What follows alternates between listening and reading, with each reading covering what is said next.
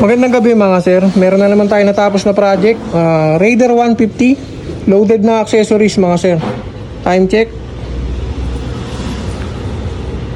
12:21 AM mga sir. Ngayon lang tayo natapos. Halos 9 hours natin ginawa. Bali ito yung naka-install sa kanya. AES na bi-LED. Tapos itong TDD na 120 watts. Tapos ang ginawa natin dito mga sir, nilagyan natin ng anti-nakaw, two-way alarm system. Tapos naka dual horn mga sir. Corsa na yung parang flat lang na busina mga sir. Tapos meron ding snail type. Ito testing natin. Bale ito yung ano niya, two-way alarm. Start natin. Yan siya mga sir.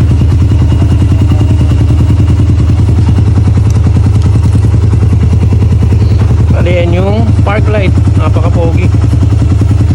Testing natin yung kanyang ilaw. Yan yung low beam. Ito yung high beam. Passing. Bali, ini-installan din natin to mga sir ng Daytona switch original mga sir. Ito yung passing light.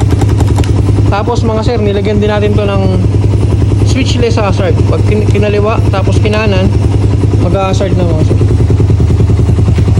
Ayan yung kanyang hazard.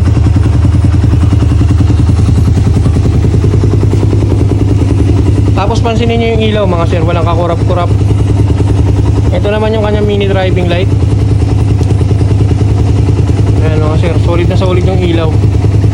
Busina, merong pansinin nyo yung ilaw mga sir. Kasi ito yung malakas na busina.